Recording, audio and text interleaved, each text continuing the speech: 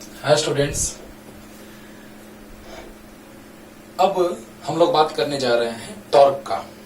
Torque on an electric dipole, उसको समझने के लिए थोड़ा सा हम इस पे चलते हैं। जैसे एक बात है, पहले थोड़ा वो कह देते हैं कि मेरा पढ़ाने का स्टाइल थोड़ा अलग है और आपको अच्छा लगेगा ऐसे कि ये हम लास्ट टॉपिक बना देते हैं इलेक्ट्रिक डायपोल को। इलेक्ट्रिक फ्लक्स पढ़ने के बाद हम लोग के दिमाग में ही चलता है कि सर इससे रिलेटेड तो गॉसेस थ्योरम है, क्योंकि Gauss's theorem is based on electric flux. When electric field lines passes through any closed area, then this is known as electric flux, or scalar product of electric field intensity and area vector is also known as electric flux, जिसको हमने detail में describe किया। और जब शुरू से जब video upload किया जाएगा तो देखिएगा कितना डिटेल में मैं पढ़ाता हूँ, पता चलेगा आपको। लेकिन गॉसेस थ्योरम के बाद इलेक्ट्रिक फ्लक्स के बाद टॉपिक था इलेक्ट्रिक डायपोल, है ना। उसके बाद डिस्ट्रीब्यूशन ऑफ चार्ज, तब था गॉसेस थ्योरम और उसका एप्लीकेशन।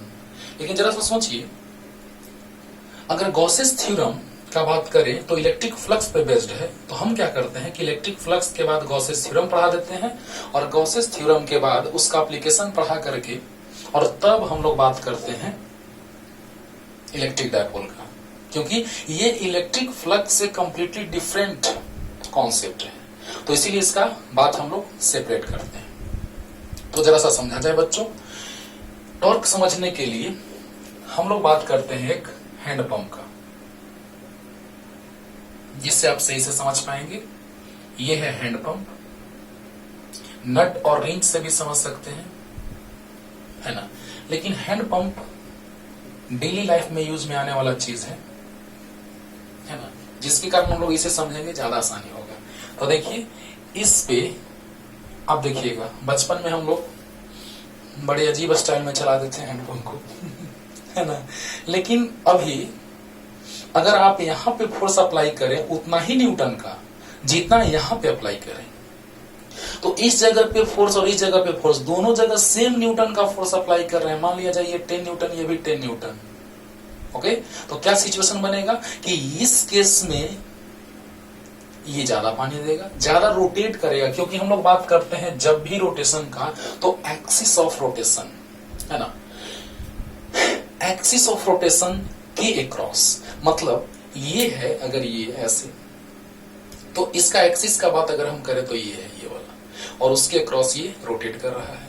तो सोचिए जरा सा बच्चों कि यहां पर जब रोटेशन का बात हम लोग करेंगे तो इस केस में ज्यादा रोटेट करेगा, इस केस में कम, जबकि फोर्स दोनों पे सेम अप्लाई हो रहा है। Same magnitude, when same magnitude of forces are applied at both points, then in that case, then in this case, in case of A at point A, it is rotated more than in case of B।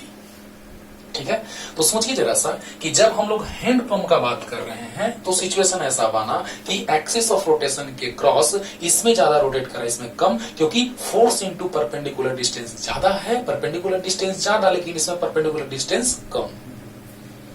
Okay, आप ऐसे भी सोच सकते हैं कि अगर एक लड़का है या कोई ऑब्जेक्ट मान लो, देखो बच्चों ऐसे, और यहां पे हम फोर्स ऐसे अप्लाई किए, दैट इज कॉल्ड फोर्स, है ना। लाइन ऑफ एक्शन उसी डायरेक्शन में अप्लाई हो रहा है, ठीक है। जिस डायरेक्शन हम लोग फोर्स अप्लाई कर रहे हैं इसका बात कर रहे हैं। लेकिन अगर हम लोग बात करें इसका,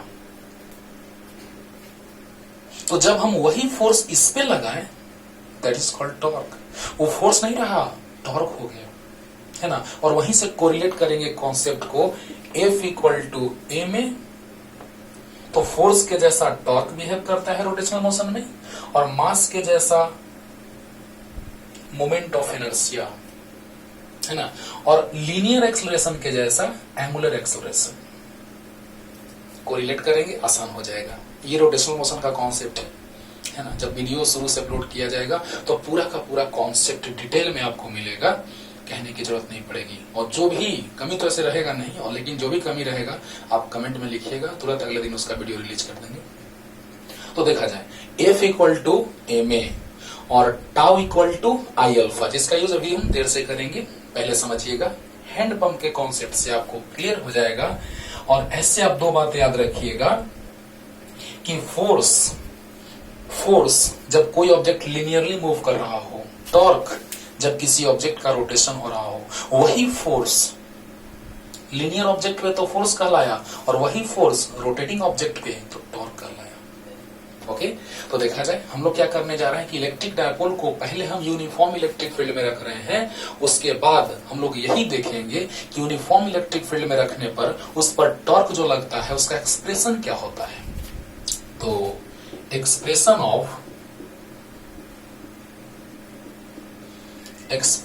ऑफ टॉर्क, इलेक्ट्रिक टॉर्क भी इसको कहते हैं, क्योंकि मैग्नेट में भी टॉर्क पढ़ना है, मैग्नेटिक टॉर्क। यहां पे आएगा torque P cross E cross P नहीं, कारण के साथ बतलाऊंगा, और मैग्नेटिक में आ जाएगा M क्रॉस B। यहां पर इलेक्ट्रिक डायपोल मोमेंट, तो यहां जाएगा मैग्नेटिक डायपोल मोमेंट, यहां इलेक्ट्रिक फील्ड इंटेंसिटी, यहां मैग्नेटिक फील्ड इंटेंसिटी, यहां इलेक्ट्रिक टॉर्क और यहां मैग्नेटिक टॉर्क। लेकिन टॉर्क ही सिंपली हम लोग कह देते हैं, लेकिन आप समझ सकते हैं जब ऐसा रहेगा तो वो है मैग्नेटिक टॉर्क और ऐसा रहेगा तो यह electric torque. Understood, common sense. तो expression of torque on an electric dipole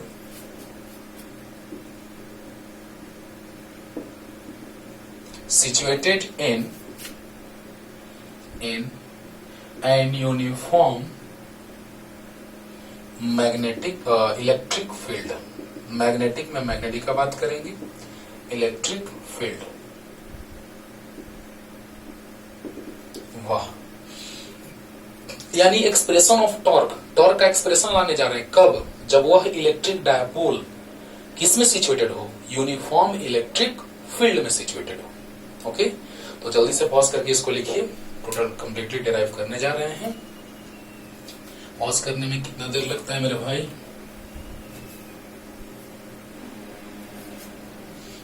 तो देखा जाए ये है आपका, हाँ, नॉन यूनिफॉर्म का बात करेंगे, लेकिन पहले हम लोग यूनिफॉर्म का बात करने जा रहे हैं।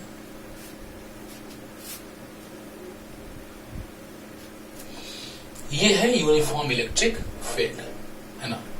तो जैसे ही हम यूनिफॉर्म इलेक्ट्रिक फील्ड का बात करेंगे तो उसमें इलेक्ट्रिक डायपोल को हम लोग रखेंगे।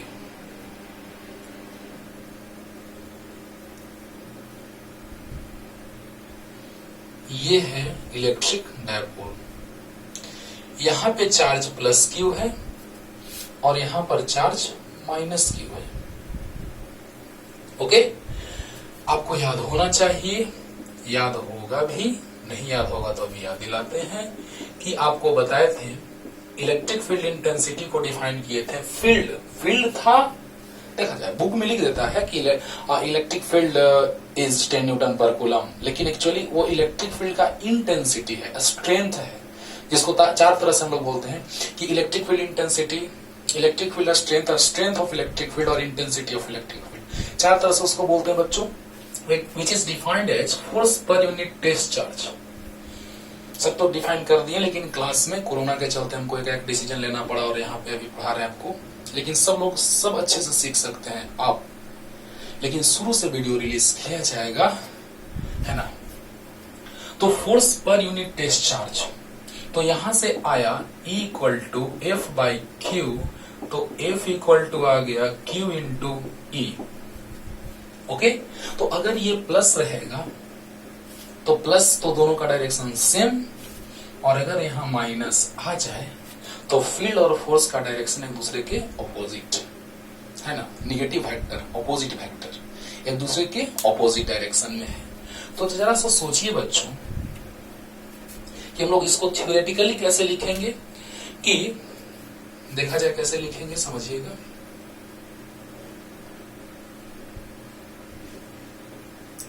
An electric dipole is situated in uniform electric field,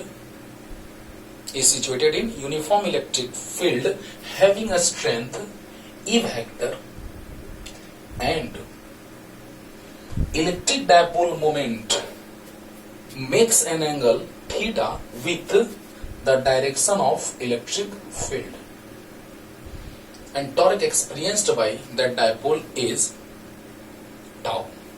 तो यहाँ पे क्या हो जाएगा कि जब थीटा एंगल पे इसको लाया गया तो उस पे टॉर्क जो लगा वो लगा tau equal to P sine theta, या हम इसको लिखते हैं tau equal to P vector cross E vector, P vector cross E vector. तो सोचिए बच्चों, tau equal to P cross E आया, ई क्रॉस पी नहीं आएगा, उसका कारण डिटेल में बतलाने जा रहा हूं, ठीक ना। अभी हम बात करें यूनिफॉर्म इलेक्ट्रिक फील्ड का। यूनिफॉर्म मतलब हर जगह फील्ड का इंटेंसिटी और स्ट्रेंथ सेम है, कांस्टेंट है ना, तो उसको हम कहते हैं यूनिफॉर्म इलेक्ट्रिक फील्ड। अब देखिएगा, इलेक्ट्रिक डायपोल मोमेंट का डायरेक्शन होता है negative charge to positive charge. ये सेंटर O था, यहाँ पॉइंट A और यहाँ पॉइंट B हम लोग माने थे, साइड में मान लेते हैं B क्योंकि परपेंडिकुलर ड्रॉ करना है बच्चों,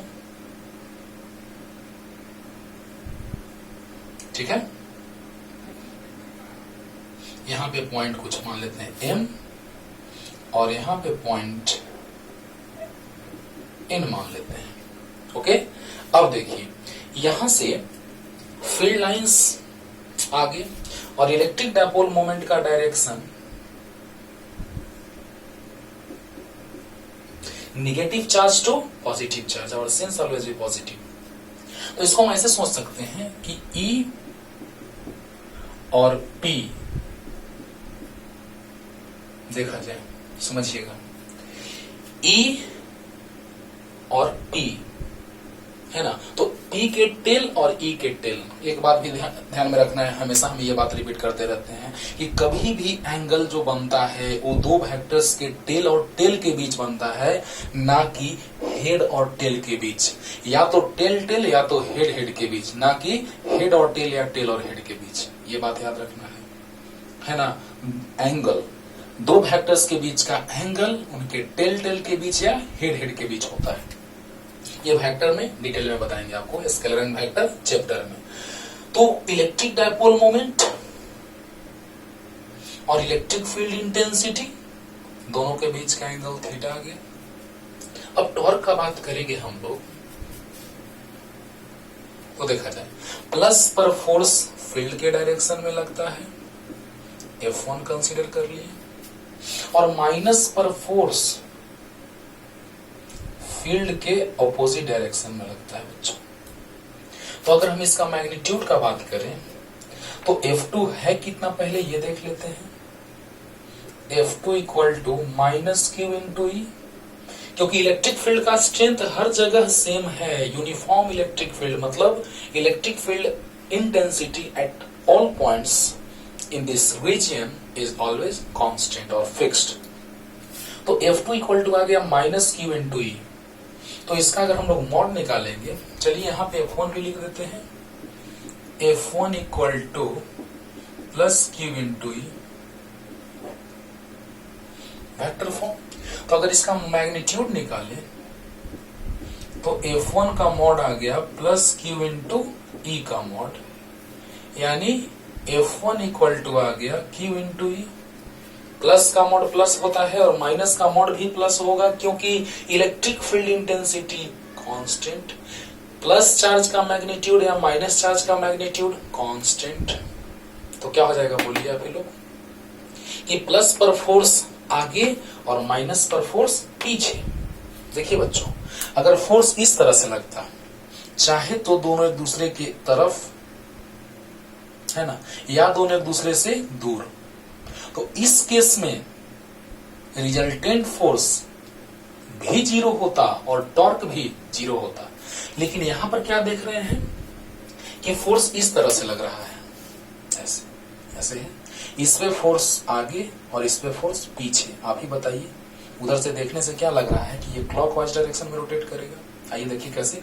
हाँ, अभी तुरंत हैंड पंप का हम एग्जांपल लेकर के और ये बतलाएं कि रोटेशन होता है उसके एक्सिस से, और परपेंडिकुलर डिस्टेंस भी हम मेजर करते हैं एक्सिस से। देखिए एक्सिस ऑफ रोटेशन से, तो यहां पर force into perpendicular distance torque हो गया। तो देखा जाए, force into perpendicular distance torque हो जाएगा। देखिए टॉर्क, यहां से ये ऐसे घूमना चाह रहा है इस तरह से,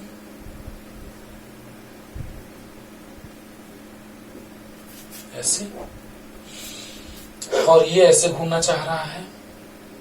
F2 का भी मॉड निकाल लेते हैं नीचे में, F2 का मॉड तो माइनस QE का मॉड।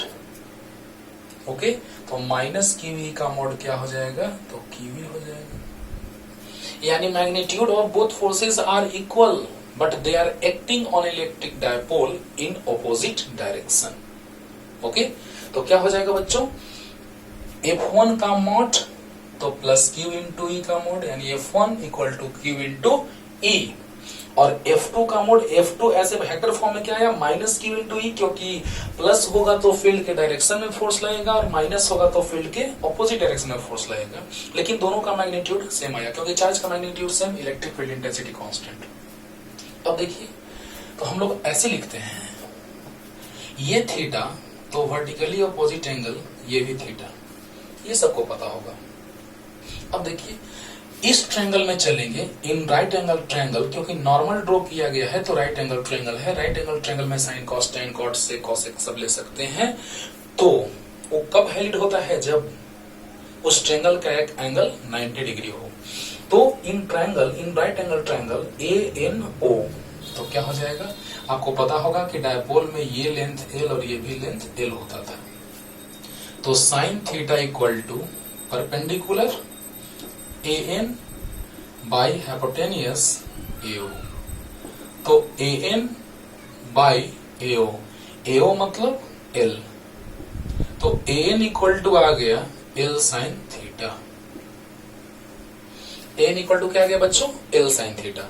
और यहां पर हम लोग बात करेंगे अगर इस राइट एंगल ट्रायंगल में, यानी राइट एंगल ट्रायंगल OMB, तो OMB में अगर हम चलेंगे तो यहां लिख देते हैं साइन थीटा इक्वल टू, लिख लीजिएगा in right angle triangle OMB, तो साइन थीटा इक्वल टू आ जाएगा perpendicular by hypotenuse, perpendicular is BM and hypotenuse is OB। देखिए, BM बाई OB, तो क्या आ गया, sine theta equal BM by L, यानी BM equal to L sine theta. इस तरह से पता चला कि फोर्स हमको पता चल चुका है, फोर्स पता चल चुका है, लेकिन आपको याद होना चाहिए कि ये है एक्सिस ऑफ रोटेशन, ऐसे। ओके, और इसी के अबाउट रोटेट कर रहा है, क्योंकि परपेंडिकुलर डिस्टेंस हम लोग लेते हैं किसके तरफ वाला, तो सेंटर के तरफ वाला, ना कि फोर्स इंटू परपेंडिकुलर डिस्टेंस। ऊपर सोचेंगे नहीं, कौन सा, force into perpendicular distance from axis of rotation, force into perpendicular distance from axis of rotation. तो देखिए sir, net force on an electric dipole is equal to F net, तो F1 vector plus F2 vector. Resultant force का अगर हम लोग बात करें तो वेक्टर फॉर्म में, because force is a vector quantity, तो वेक्टर फॉर्म में हम लोग ऐड करेंगे। हाँ, ऐसे भी ऐड कर सकते हैं मैग्नीट्यूड के साथ भी, लेकिन हम लोग को डायरेक्शन भी देखना है। मान लिया जाए कि 10 न्यूटन आगे की ओर तो प्लस आई कैप, फिर 10 न्यूटन आगे की ओर, फिर 10 प्लस आई कैप तो 20, ऐसे भी ऐड करेंगे, या 10 मैग्नीट्यूड भी ऐड करेंगे तो 20, आगे 10 पीछे 10 तो रिजल्टेंट 0। सोचिए ऐसे, या फिर पीछे है तो माइनस आई कैप, कट के 0 आ जाएगा। मतलब कैसे भी आप सोचें, वैल्यू वही आएगा जो आना है।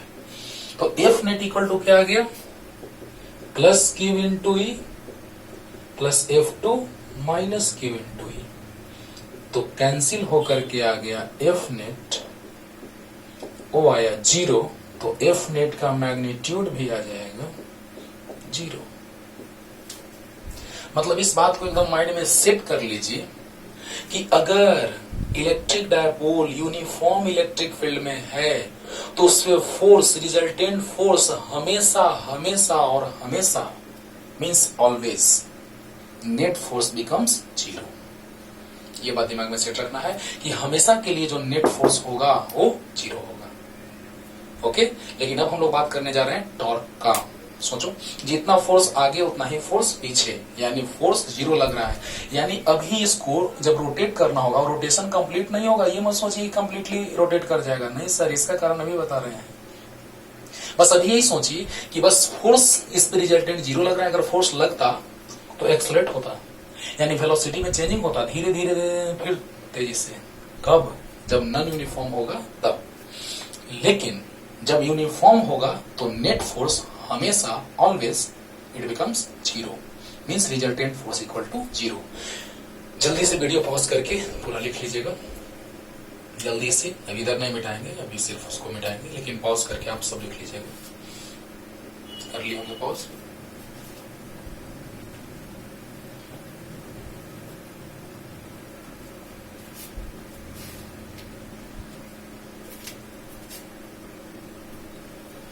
ओके, अब देखा जाए torque.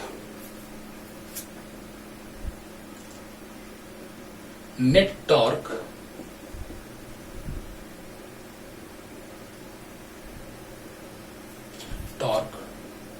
experienced by net torque experienced by an electric dipole equal to net torque experienced by an electric dipole। तो नेट टॉर्क का बात करते हैं हम लोग, तो देखा जाए, समझिएगा, force into perpendicular distance clockwise, force into perpendicular distance clockwise, यानी दोनों का डायरेक्शन सेम है ना। मान लिया जाए कि यहाँ पे कोई ऑब्जेक्ट है जिसका एक्सिस ऑफ रोटेशन ये है और ये फोर्स नीचे, ये भी फोर्स नीचे, तो force into perpendicular distance clockwise और force into perpendicular distance, force into perpendicular distance clock, force into perpendicular distance anti clock. तो क्लॉक और एंटी क्लॉक दोनों बैलेंस करके उसको ऐसे ही रखेगा, है ना। लेकिन जब ऑपोजिट डायरेक्शन में टॉर्क लगेगा तब वो ऐसा होगा। लेकिन इसमें force into perpendicular distance clock, force into perpendicular distance clock, यानी दोनों एक ही डायरेक्शन में है, तो क्या हो जाएगा बोलिए? एक ही डायरेक्शन में है तो दोनों ऐड होगा, यानी कि torque equal to force into perpendicular distance. अगर वीडियो स्लो लगे स्पीड बढ़ा दीजिएगा, कॉमन सेंस। फास्ट तो भी नहीं पढ़ा रहे हैं, फास्ट तो लग नहीं रहा होगा। फोर्स तो दो फोर्सेस लग रहे हैं, फोर्स इनटू परपेंडिकुलर डिस्टेंस, तो F1 का mod into perpendicular distance BM plus force F2 का mod into perpendicular distance, force into perpendicular distance AN। ध्यान देना है बच्चों, force into perpendicular distance, force into perpendicular distance becomes net torque. तो क्या हो जाएगा? Tau equal to, tau vector का मोड मतलब टाउ, फोर्स आया है Q इंटू ई, फोर्स का मैग्नीट्यूड, और perpendicular distance L sine theta. फिर यहाँ पे फोर्स का मैग्नीट्यूड वही है, फिर से डिस्टेंस परपेंडिकुलर वही है, देखिए AN भी वही, और अभी हम तुरंत मिटाए हैं यहाँ पे, वहां पर हम लाए थे BM आया था L साइन थीटा। तो क्या हो जाएगा? टाउ इक्वल टू 1 सेम चीज, तो 2 टाइम्स 2QEL साइन थीटा। तो टाउ इक्वल टू आ गया 2QL into E sine theta. तो tau equal to TE sine theta. आपको बहुत बार रिपीट किए हैं, इस पे क्वेश्चंस भी करवाए हैं। Electric dipole moment, electric dipole moment P equal to आया था 2QL। Okay, P equal to आया था 2QL, जहां पे देखा जाए ना बच्चों, यहां पर चार्ज का magnitude and distance between both charges. Electric dipole moment is defined as product of magnitude of any one charge and distance between both charges of an electric dipole. तो आ गया PE साइन थीटा। लेकिन ये magnitude आया है, ये अभी magnitude आया है, अभी डायरेक्शन हमको पता नहीं चला है। थिंकिंग बेस्ट, अभी सोच करके हम लोग डायरेक्शन नहीं ला पाए हैं। बस अभी मैग्नीट्यूड आया tau equal to P sine theta. जल्दी से पॉज करके लिखिए, फिर से वही मिटाएंगे, अभी इसका जरूरत है। जल्दी लिख लिए होंगे।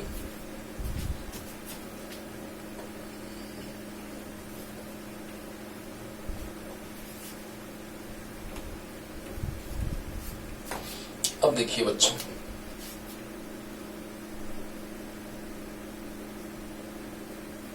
अब हम लोग बात करने जा रहे हैं कि डायरेक्शन क्या होगा। जरा सा सोचिए, ये है, अगर हम एंटी क्लॉक तो ओपन होगा, एंटी क्लॉक इसको करेंगे तो ओपन होगा, और क्लॉक करेंगे तो क्लोज होगा। अगर एंटी क्लॉक तो बाहर और क्लॉक तो अंदर। यानी यहां से सोचिए जरा सा, क्या हो जाएगा कि force into perpendicular distance, force into perpendicular distance, यानी क्लॉकवाइज, क्लॉकवाइज मतलब अंदर और एंटी क्लॉक होता तो बाहर। Means direction of torque, direction of torque on an electric dipole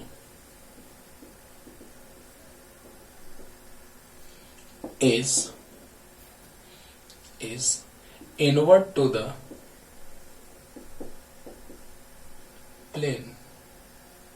So its vector form is vector having both magnitude and direction. देखा जाए बच्चों, टॉर्क, तो टॉर्क जो हुआ उसका मैग्नीट्यूड भी है, उसका डायरेक्शन भी है। तो टॉर्क का बात हम लोग कर रहे हैं, तो मैग्नीट्यूड हम लोग निकाल चुके हैं। भी टाउ वेक्टर का मोड मतलब टाउ, यानी आया था पी साइन थीटा और माइनस इन कैप। ये इक्वेशन फर्स्ट कंसीडर कर लेते हैं। सोचिए, direction of torque on an electric dipole is inward to the plane, मतलब कि इसमें जो टॉर्क लग रहा है उसका डायरेक्शन अंदर की ओर है और है। अगर फैन का बात करें, फैन के व्हील्स अगर रोटेट कर रहे हों तो अगर उसका रोटेशन ऐसे होता है तो टॉर्क का डायरेक्शन ऊपर, और अगर ऐसे तो नीचे, ऊपर नीचे। ठीक है, तो देखा जाए अब हम लोग क्या देख रहे हैं, सबसे बड़ी बात, क्योंकि लोग कंफ्यूज करते हैं अक्सर कि टॉर्क का डायरेक्शन जो होगा वो P क्रॉस E के डायरेक्शन में होगा, यानी उसको P क्रॉस E लिखा जाएगा या E क्रॉस P लिखा जाएगा। कैसे लिखा जाएगा जरा सा सोचिए, ये P है, ये E है, सामने है figure. P from negative to positive charge and E towards right. तो देखा जाए बच्चों, हमको टॉर्क का डायरेक्शन एक तरह से, फर्स्ट थिंकिंग मेरा कहता है कि टॉर्क का direction inward to the plane होगा। और यहां पर देखिए, ये P है और ये E है, तो P से E की ओर घूमना है कि E से P की ओर घूमना है, दोनों घूम के देखते हैं। पहले P से E की ओर घूम के देख लेते हैं और फिर E से P की ओर रोटेट कर लेते हैं। तो P से E की ओर और E से P की ओर, आप ही बताइए। ये कह रहा है कि हम क्लॉकवाइज डायरेक्शन में हैं, टॉर्क अंदर की ओर है। ये भी कह रहा है कि हम क्लॉकवाइज डायरेक्शन में हैं, टॉर्क अंदर की ओर होगा। लेकिन ये कह रहा है कि हम एंटी क्लॉक डायरेक्शन में हैं, टॉर्क बाहर की ओर होगा। ये और ये एक दूसरे को, है ना, एक दूसरे के अगेंस्ट में है, लेकिन ये दोनों एक दूसरे के फेवर में हैं। तो जरा सा सोचिए कि P क्रॉस E लेके चलना होगा, क्योंकि इससे भी क्लॉक आ रहा है, इससे भी क्लॉक आ रहा है, ना कि E cross B anti clock आ रहा है, जो इसके अगेंस्ट में है, ये इसके फेवर में है। तो फेवर वाला बात करें कि अगेंस्ट वाला बच्चों, तो फेवर वाला, यानी हम लिख सकते हैं कि P cross E is inward to the plane. So P cross E को लिख सकते हैं हम लोग। सो P क्रॉस E आपको याद होगा, vector product of two vectors और scalar product of two vectors. दो वेक्टर का स्केलर प्रोडक्ट भी होता है, जो स्केलर क्वांटिटी आता है जिसमें कॉस टर्म आता है। दो वेक्टर का वेक्टर प्रोडक्ट होता है जिसमें साइन टर्म आता है, लेकिन इसका डायरेक्शन भी होता है। मतलब ए डॉट बी को हम लिख सकते हैं ए बी कॉस थीटा, लेकिन ए क्रॉस बी को लिखते हैं हम लोग A B sine theta into normal. मतलब नॉर्मल क्यों?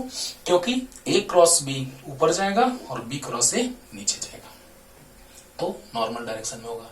ए dot B A B cos theta, B dot A B cos theta, लेकिन A cross B A B sine theta normal plus और B cross A B sine theta normal minus, यानी A cross B और B cross A equal नहीं होते हैं, लेकिन A dot B और B dot A equal होते हैं।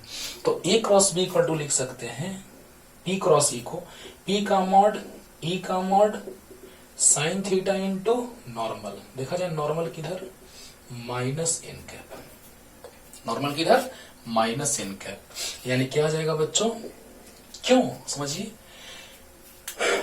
पी क्रॉस ई अंदर क्यों पी का मॉड ई का मॉड, क्योंकि दोनों के बीच का एंगल लेके चलते हैं जिसका साइन होता है, तो पी का मॉड ई का मॉड साइन थीटा अंदर की ओर, तो minus n cap. N cap means normal unit vector, unit vector से उसका मैग्नीट्यूड में कोई चेंजिंग भी नहीं होगा और डायरेक्शन भी मिल जाएगा। यानी पी क्रॉस ई को लिख सकते हैं P E sine theta into minus n cap, equation number 2। अब देखा जाए दोनों का RHS इक्वल है, तो दोनों का LHS भी इक्वल हो जाएगा बच्चों। तो आप पूरा मिटाएंगे, जल्दी से उसको पॉज करके लिख लीजिए, पूरा मिटाते हैं और केस बतलाते हैं जब एंगल दोनों के बीच 0 डिग्री होगा या फिर 90 डिग्री या फिर 180 डिग्री, जो अगले चैप्टर में भी यूज में आएगा, है ना। Electric potential and capacitance, second chapter of class 12। मिटाते हैं।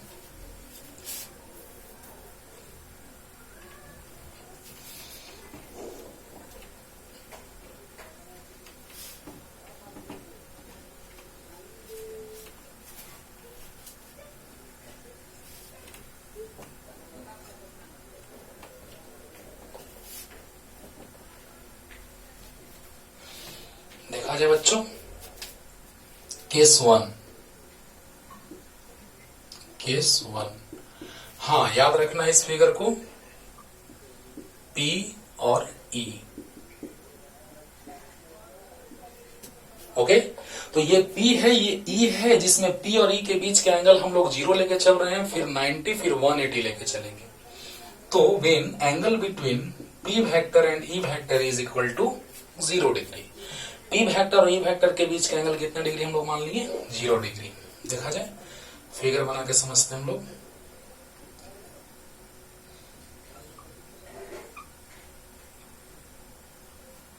सही है। P वेक्टर E वेक्टर का डायरेक्शन होता है, अगर इधर हम लोग मान लिए हैं तो बार बार E लिखने की जरूरत नहीं है बच्चों।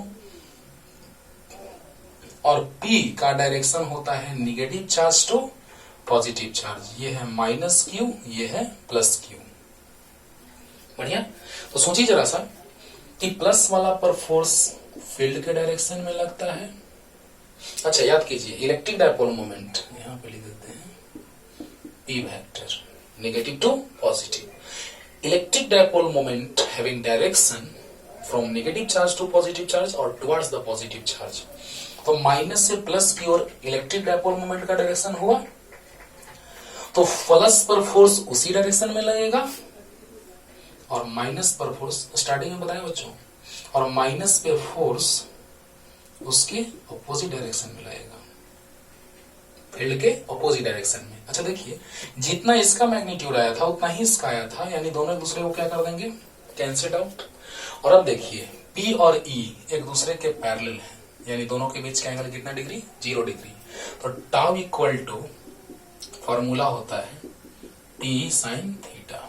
अच्छा, अगर थीटा 30 डिग्री होता, 60 डिग्री होता, तो टाउ का वैल्यू 0 नहीं होता, क्योंकि P कांस्टेंट है, E कांस्टेंट है, यूनिफॉर्म है तो कांस्टेंट है। साइन 30 डिग्री कुछ वैल्यू होगा, 1/2 होता है। तो सोचिए कि इसका वैल्यू कुछ होगा, यानी टाउ 0 अभी नहीं आ रहा है, लेकिन इस केस में अगर एंगल 0 होगा तो साइन 0 0, यानी टाउ भी 0।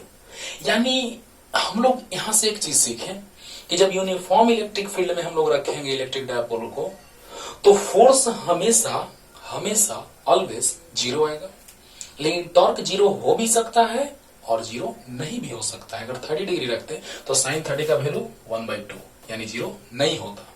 मीन्स टॉर्क मे और मे नॉट बी 0 है ना, कैन नहीं, मे हो सकता है, कैन तो एकदम होगा ही होगा, है ना। तो सोचिए कि टॉर्क मे और may not be 0 but force always be 0। लेकिन इसमें एक चीज और सिखलाएंगे क्योंकि अगले चैप्टर में काम देगा आपको, work done P cos theta 1 minus cos theta 2।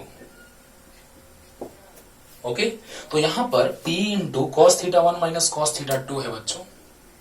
यहां पर क्वेश्चन ऐसे आता है कि find the work done when an electric dipole is rotated from its stable equilibrium position to unstable equilibrium position. तो स्टेबल इक्विलिब्रियम पोजीशन में theta 0 degree होता है और अनस्टेबल इक्विलिब्रियम पोजीशन में थीटा 180 डिग्री होता है। तो यहां से आपको फीलिंग नहीं आएगा अभी, है ना, बस थोड़ा सा हिंट दे रहे हैं, लेकिन फील आएगा तब जब हम लोग एनर्जी के साथ ग्राफ ड्रॉ करेंगे, वेरिएशन देखेंगे। तो वहां पर देखेंगे हम लोग कि एनर्जी सबसे कम तब आ रहा है। आप ही बताइए, एनर्जी दादाजी के पास बहुत कम एनर्जी हो जाता है, जब बुढ़े हो जाते हैं हमारे दादाजी तो उनके पास एनर्जी बहुत कम है, स्टेबल रहते हैं, 2-3 घंटा लगातार एक ही जगह बैठे हुए हैं। लेकिन एक छोटा बच्चा बहुत ज्यादा उसके पास एनर्जी रहता है ना, साइंटिफिक प्रूफ है ये। तो बोला जाता है कि बाबू वहां मत जाना, वहां जाएगा ही जाएगा, सबसे पहले वहीं जाएगा सब काम छोड़ के। तो क्या हुआ, अगर यहां पर एनर्जी बहुत ज्यादा है तो थोड़ा सा अगर हम एनर्जी इसको दे दिए, स्लाइटली डिस्प्लेस किए, गिर जाएगा। क्योंकि तुरंत हम बात करने जा रहे हैं अभी SHM का, टाइम पीरियड ऑफ ऑसिलेशन, जिसमें टाइम पीरियड फिक्स होगा, SHM का बात होगा to and fro motion.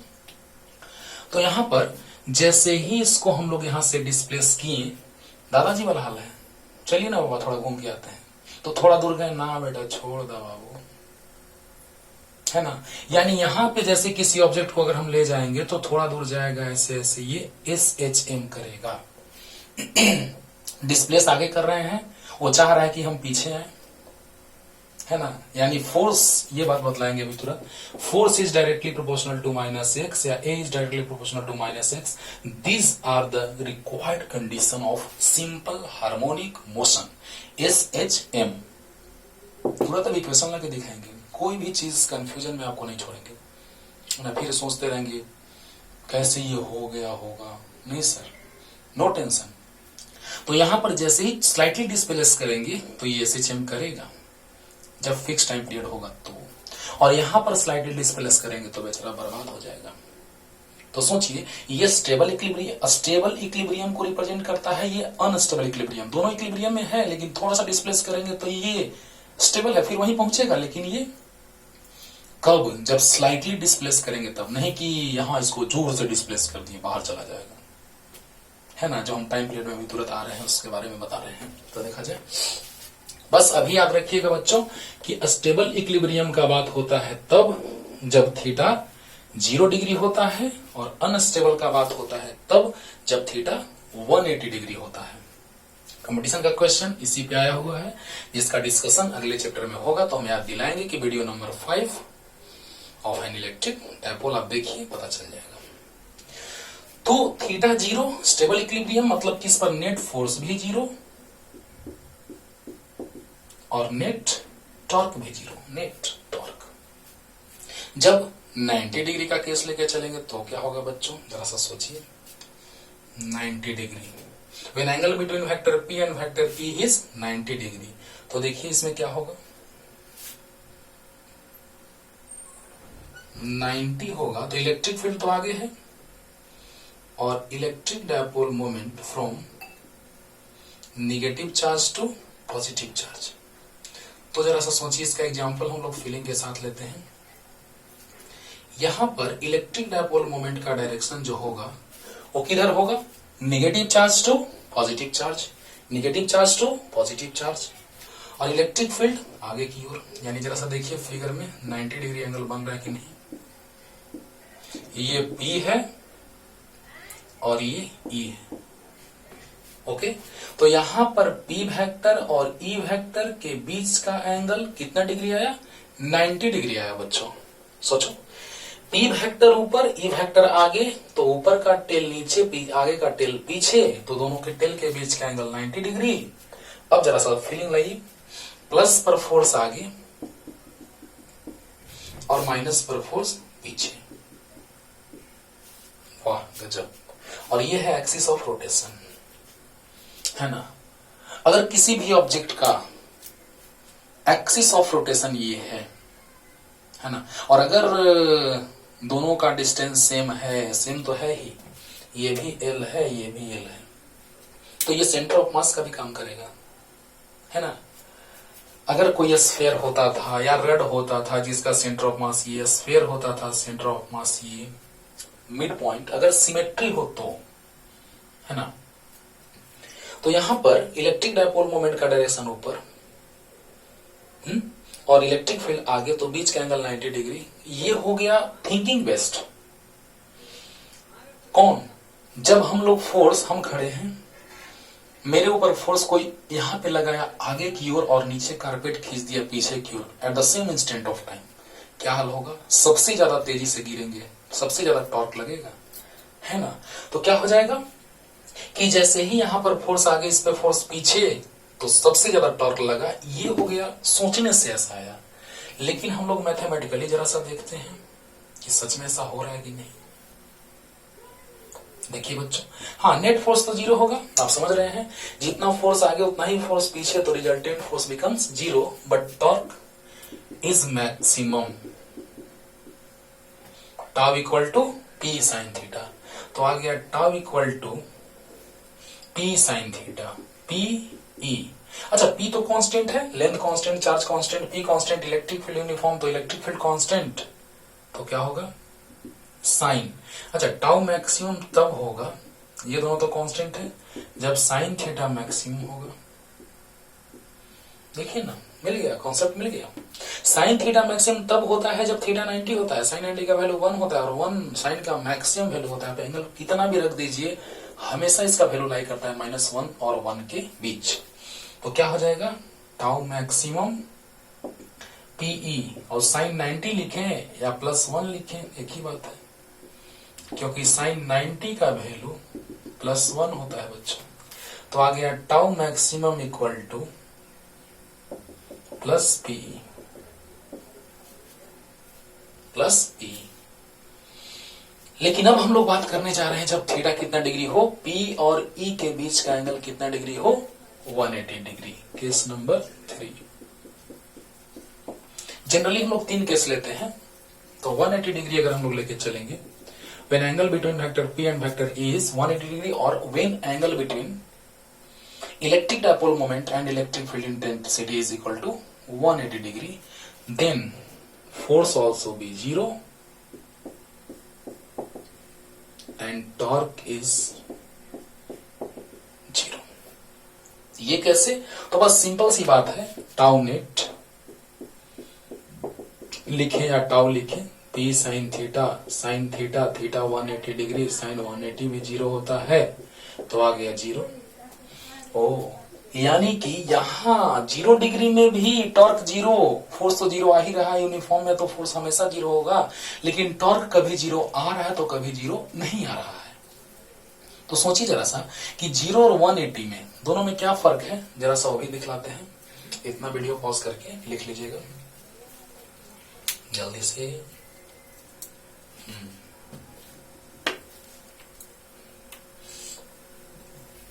Case number 3 का फिगर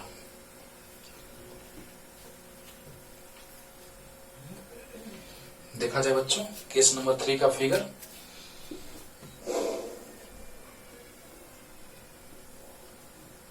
ये है इलेक्ट्रिक फील्ड इंटेंसिटी का डायरेक्शन, और देखिए हमको आना चाहिए इलेक्ट्रिक डायपोल मोमेंट पीछे की ओर,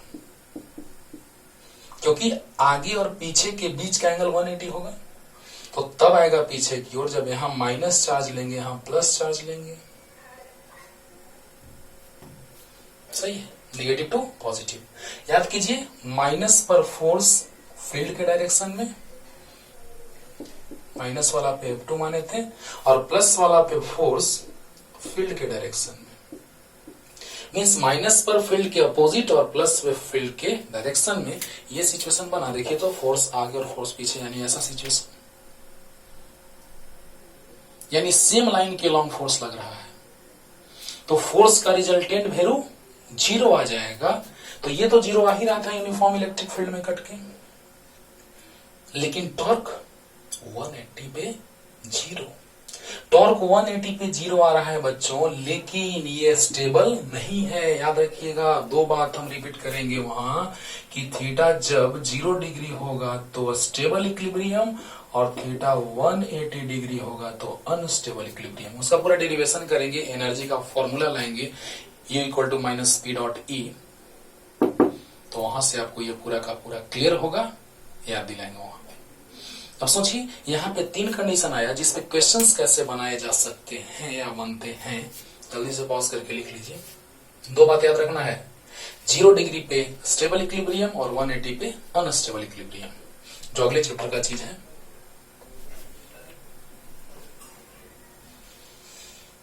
जो यहाँ कह रहे हैं कि अगले चैप्टर का चीज है बच्चों, वहां पे प्रूफ के साथ आपको दिखाएंगे, सब क्लियर हो जाएगा।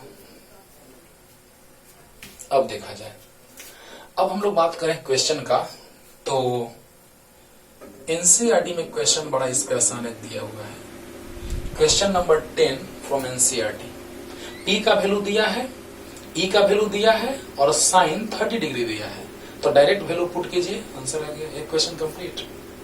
अब टाइम क्यों वेस्ट करना है यार, ऐसे क्वेश्चंस में टाइम क्यों वेस्ट करना है जो आसानी से आप बना सकते हैं। विद्युत द्विध्रुव आघूर्ण दिया है, इलेक्ट्रिक डायपोल मोमेंट दिया है, इलेक्ट्रिक फील्ड इंटेंसिटी दिया है, साइन 30 डिग्री दिया है, पी और ई के बीच का एंगल 30 डिग्री दिया है, पुट करो, आंसर आ गया। दूसरा क्वेश्चन ये थोड़ा इंटरेस्टिंग बन जाता है, जिसमें एंगल देता नहीं है, पी का वैल्यू दे देता है 2 × 10⁻⁵ दे दिया, मान लो कुछ भी मान सकते हैं, और इलेक्ट्रिक फील्ड जो दिया है उसका इंटेंसिटी है 2 × 10⁴ न्यूटन पर कूलम या वोल्ट पर मीटर।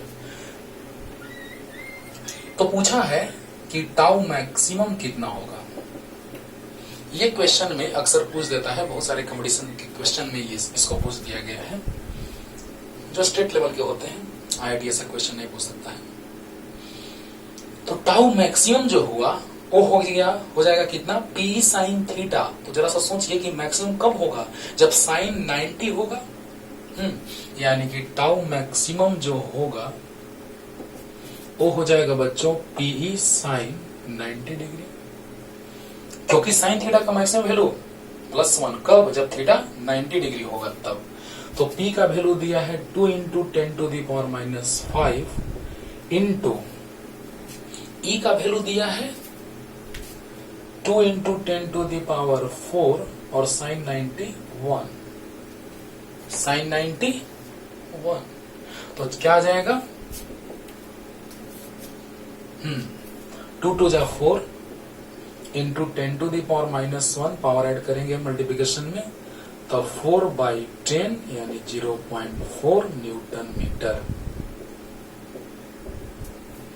है ना। अब याद रखना नहीं है सर इसका यूनिट कैसे न्यूटन मीटर लिख दिए सर, ऐसे तो डायरेक्ट सोच सकते हैं कि बल आघूर्ण बराबर टॉर्क इक्वल टू होता है फोर्स इंटू परपेंडिकुलर डिस्टेंस, तो फोर्स का न्यूटन, परपेंडिकुलर डिस्टेंस का मीटर, उसी से तो सब आया है। नहीं तो ऐसे सोच सकते हैं कि पी का यूनिट होता है कूलम मीटर, और इलेक्ट्रिक फील्ड इंटेंसिटी का न्यूटन पर कूलम, साइन थीटा का नहीं होता है, कट गया, आ गया न्यूटन मीटर। डायमेंशन तो फोर्स का होता है mLT का पावर -2 और डिस्टेंस का L यानी mL²T-2, वही जो वर्क और एनर्जी का होता है वही टॉर्क का भी होता है डायमेंशन से। Newton metre, force into perpendicular distance, work done equal to force into displacement, है ना।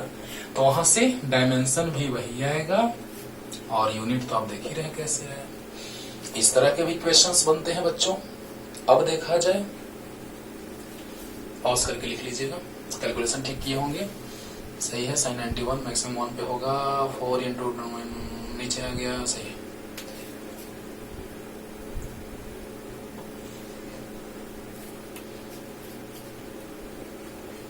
अब देखिए इसमें इंटरेस्टिंग क्वेश्चन कैसे बनता है।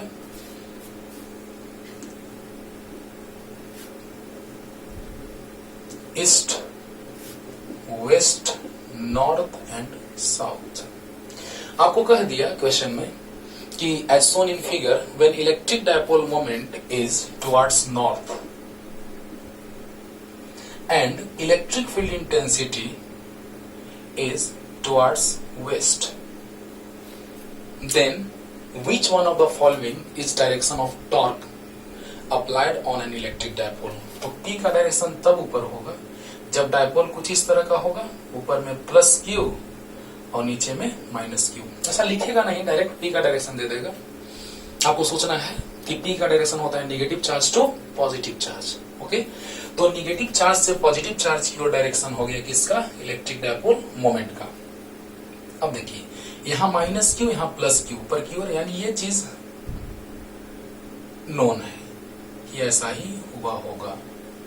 तो पूछा है कि डायरेक्शन ऑफ इलेक्ट्रिक टॉर्क या torque on that electric dipole, perpendicularly outward to the plane, perpendicularly inward to the plane, towards east, towards south. 4 option दिया हुआ है। तो क्या हो जाएगा बच्चों? टॉर्क इक्वल टू क्या होता है? ई क्रॉस पी की पी क्रॉस ई, पी क्रॉस ई। अगर भूल जाओ तो फिगर बना के तुरंत चेक कर लेना बच्चों।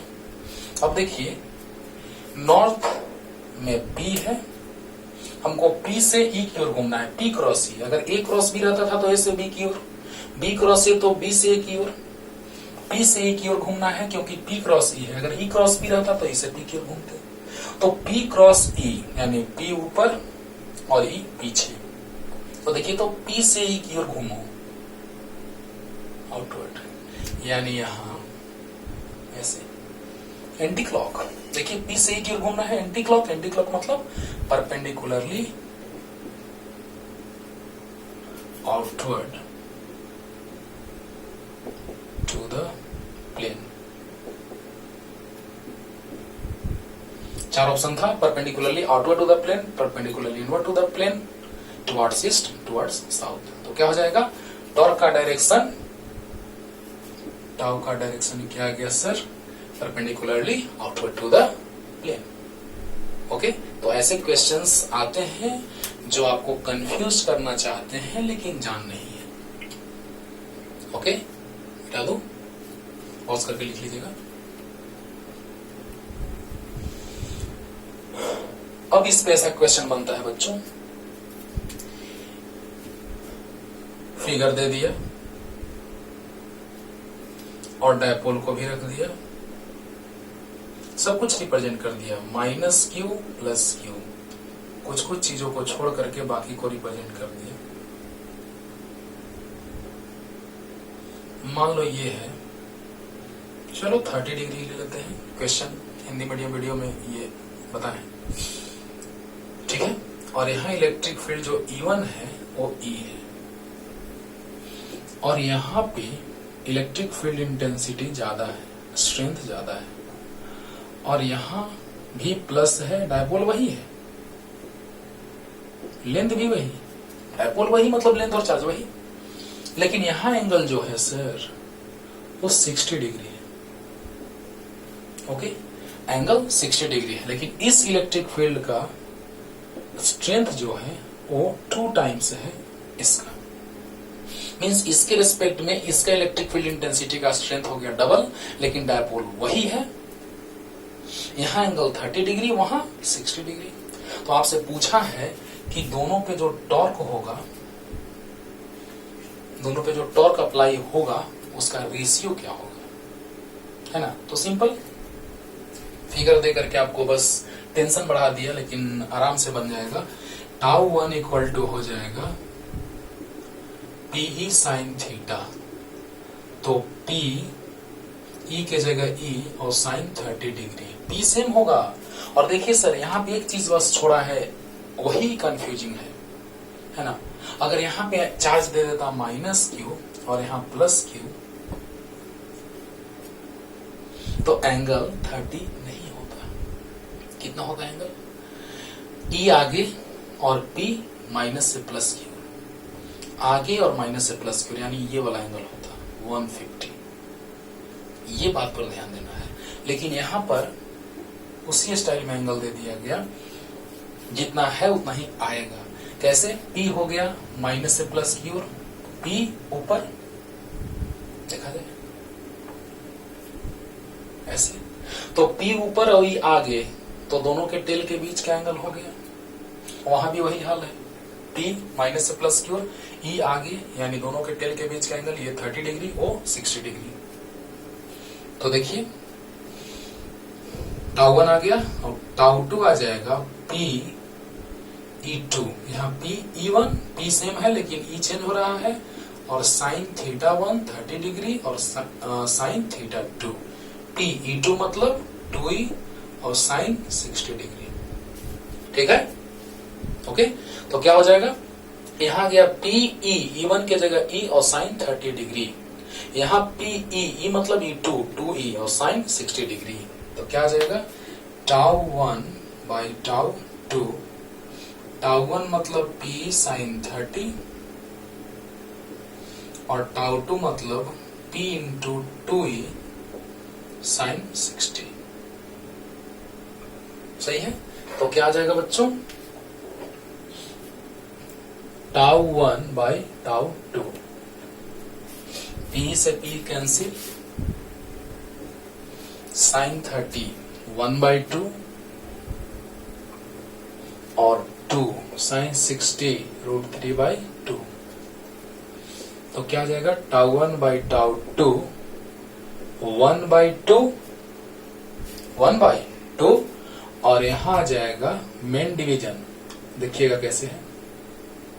चलिए एक लाइन और लिखते हैं कि कंफ्यूजन ना हो। ऐसे लिख सकते हैं 2 √3 बाई 2, कैंसिल नहीं कर रहे हैं लास्ट में, तो 1 बाई 2 इंटू 2 बाई 2 √3,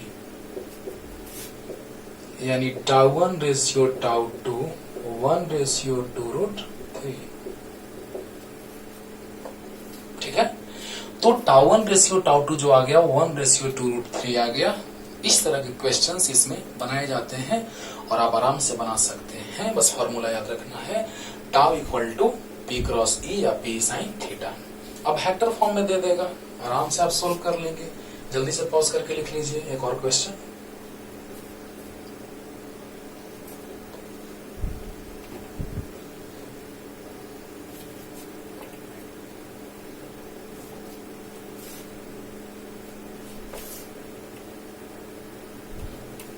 अब वेक्टर फॉर्म में दे देगा। तो देखिए, जैसे मान लिया जाए कि एक डायपोल है जिसका डायपोल मोमेंट दिया हुआ है I cap plus J cap. ठीक है, कूलम मीटर, और इलेक्ट्रिक फील्ड इंटेंसिटी है 2J कैप न्यूटन पर कूलम। ये दिया हुआ है, तो पूछ रहा है कि इस पे टॉर्क कितना लगेगा, टॉर्क का मैग्नीट्यूड और डायरेक्शन क्या होगा। तो देखिए टाउ इक्वल टू क्या होता है, P vector cross E vector, P vector I cap plus J cap cross E vector 2J cap, cross product याद कीजिए। सबसे आसान तरीका मैंने बतलाया था, our sense always be positive. बड़ा अजीब लग रहा होगा लेकिन सच है। एंटी क्लॉक मतलब प्लस, क्लॉक माइनस। तो देखिए क्यों इसको रिप्रेजेंट किए हैं, अपने सेंस के हिसाब से। एंटी क्लॉक बाहर यानी प्लस, और क्लॉक माइनस अंदर, है ना। तो क्या हो जाएगा, IJK। तो सेम वेक्टर का क्रॉस प्रोडक्ट 0 होता है, क्योंकि sine 0 0 angle 0, I cross J, I cross I, तो I का मोड और साइन 0 यानी 0। प्रूफ अगर प्रूफ ही होता है ना, तुरंत हो जाएगा सर। देखिए एग्जांपल लेकर दिखाते हैं। तो I क्रॉस I है ना, तो I क्रॉस I का मोड यूनिट वेक्टर का मैग्नीट्यूड 1 इंटू साइन I और I के बीच का एंगल 0 डिग्री n कैप, तो 0 आ गया, तो साइन 0 0 है ना। और शॉर्ट में याद रखने का ये भी प्रूफ होता है, I cross J equal to plus K cap, J cross I तो माइनस K कैप। लेकिन यहां से डायरेक्ट समझने का अच्छा तरीका है कि I cross J anti clock plus I cap cross J cap equal to plus K cap. तो देखा जाए तो 2 कांस्टेंट है, बाहर कर देते हैं। I cross J plus J cross J cap है सब में। तो देखा जाए I पहले P रख दिए, फिर E रख दिए, तो I cross J plus J cross J, same vector का क्रॉस प्रोडक्ट 0 होता है। तो क्या जाएगा, टाउ इक्वल टू आ गया 2 बाहर, I क्रॉस J अभी तुरंत लिखे हैं इसीलिए लिखे थे, प्लस K कैप और J क्रॉस J 0, यानी टाउ इक्वल टू आ गया 2K कैप, यानी टाउ का मैग्नीट्यूड आ गया 2, क्योंकि यूनिट वेक्टर का मैग्नीट्यूड 1 होता है, तो 2 न्यूटन मीटर और डायरेक्शन प्लस के है, तो अलोंग पॉजिटिव जेड एक्सिस है ना, डायरेक्शन आ गया अलोंग पॉजिटिव जेड एक्सिस और मैग्नीट्यूड आ गया 2। इस तरह से क्वेश्चंस आप आराम से बना सकते हैं बच्चों। अब हम लोग बात करने जा रहे हैं टॉर्क का, torque on an electric dipole. तो टॉर्क एन इलेक्ट्रिक डायपोल में डिस्कशन तो अभी हम लोग कर दिए, लेकिन उसका टाइम पीरियड जो होगा वो कितना होगा सो देखने जा रहे हैं। मिटा दो, पॉज करके लिख लीजिएगा।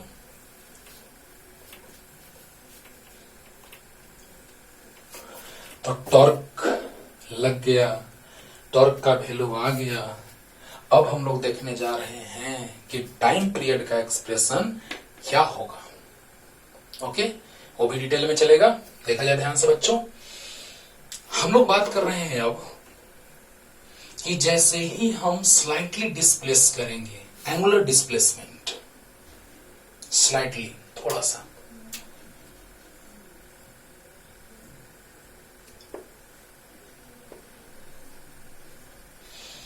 ओके, मान लिया जाए यहां पे डायपोल है, बेचारा अपने स्टेबल इक्विलिब्रियम में था, क्योंकि आपको हम बताए हैं पी आगे की ओर, माइनस से प्लस की ओर, और ई भी आगे की ओर, एंगल 0 डिग्री। अभी याद रखना है शॉर्ट में, अभी हम फिगर बना के ऐसा समझाए थे आपको। स्टेबल इक्विलिब्रियम थोड़ा सा डिस्प्लेस करेंगे तो एसएचएम करते रहेगा, अगर टाइम पीरियड फिक्स होगा तो। ऑसिलेशन का एसएचएम जब टाइम पीरियड फिक्स हो तो टू एंड फ्रो मोशन। तो यहां पर इलेक्ट्रिक फील्ड इंटेंसिटी ई है, माइनस चार्ज से प्लस चार्ज के रिलेटेड डायपोल मोमेंट का डायरेक्शन होता है। जरा सा देखिएगा, इसको थोड़ा सा डिस्प्लेस किया स्लाइटली, ये बात याद रखिएगा, भी काम देगा। Limit theta tends to 0, sine theta by theta equal to होता है 1, तो थीटा से 1 में मल्टीप्लाई होगा, यानी limit theta tends to 0, sine theta equal to theta. आपको हमने बताया है कि स्लाइड डिस्प्लेस करेंगे तो एसएचएम का बात आएगा। इसका एग्जांपल स्प्रिंग से समझते हैं अच्छे से।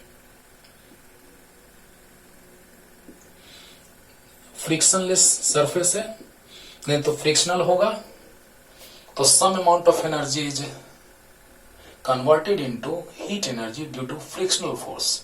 तो यहां पर सरफेस देखा जाए, कोई भी सरफेस स्मूथ नहीं होता है कंप्लीटली, लेकिन हम लोग यहाँ पे कंसीडर कर लेते हैं, क्योंकि स्मूथ है, एनर्जी का लॉस बहुत ही कम होता है, जिससे कारण हम लोग उसको क्या मान लेते हैं कि सरफेस स्मूथ है। तो यहाँ पर slight angle theta tends to 0 means theta is slightly, means angle slight change, negligible change, बहुत ही कम। तो थोड़ा सा अगर डिस्प्लेस करेंगे तो ऐसा, लेकिन बहुत ज्यादा डिस्प्लेस कर देंगे तो इसको बहुत ज्यादा डिस्प्लेस कर देंगे, ब्रेक कर जाएगा, टूट जाएगा। हम इसको मीन पोजीशन कहते हैं।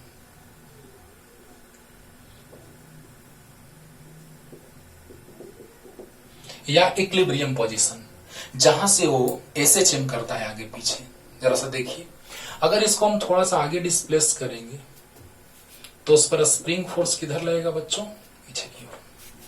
अगर इसको हम आगे डिस्प्लेस करेंगे, खींचेंगे, तो स्प्रिंग कहेगा कि चल इधर आ। लेकिन अगर हम इसको इधर लाएंगे तो बेचारा स्प्रिंग कंप्रेस हो गया, बका रहा है कि वह उधर जाओ। यानी जब हम डिस्प्लेसमेंट आगे करेंगे तो फोर्स पीछे लगेगा, और डिस्प्लेसमेंट पीछे करेंगे तो स्प्रिंग फोर्स आगे लगेगा। मीन्स हम कह सकते हैं अभी शॉर्ट में एसएचएम डिटेल में। 11th क्लास का टॉपिक है जो डिटेल में पढ़ाया जाएगा आपको, लेकिन अभी थोड़ा सा उसका कॉन्सेप्ट सीखते हैं जो यूज में आएगा यहाँ पे।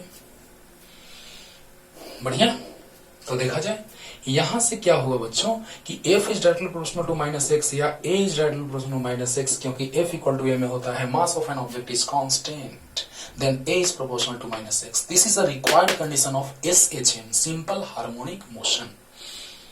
जब टू एंड फ्रो मोशन होता है जिसमें फोर्स डिस्प्लेसमेंट के निगेटिव साइन के प्रोपोर्शनल होता है ना, तो फोर्स डिस्प्लेसमेंट के निगेटिव साइन के प्रोपोर्शनल होता है। तो ये बात आया SHM का। This is the required condition for SHM, simple harmonic motion. अब देखिए बच्चों, यहां पर अगर हम थोड़ा सा इसको डिस्प्लेस करके छोड़ दें तो देखिएगा नजारा कैसा आएगा, मजा आएगा। देखिए ये याद रखिएगा, थीटा बहुत कम तो साइन थीटा थीटा के बराबर। वीडियो पॉज करके, जब हम इधर हुए होंगे तो वीडियो पॉज करके आप लिख लिए होंगे या बैक करके लिख लीजिएगा, ठीक ना। अब देखो यहां पर थोड़ा सा डिस्प्लेस किए, चलो थोड़ा बड़ा बनाते हैं फिगर, समझ में ज्यादा आएगा।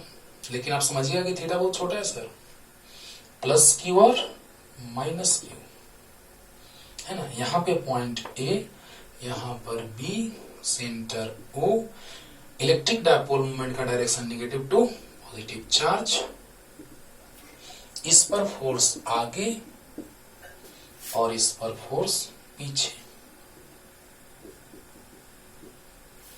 ओके, तो क्या हो जाएगा कि जैसे ही हम इसको थोड़ा सा एंटी क्लॉक में डिस्प्लेस किए, एंगुलर डिस्प्लेसमेंट किए, तो जानते हैं क्या हुआ, टॉर्क क्लॉक में लगना स्टार्ट हो गया। देखा जाए, थोड़ा सा रुकते हैं। We know that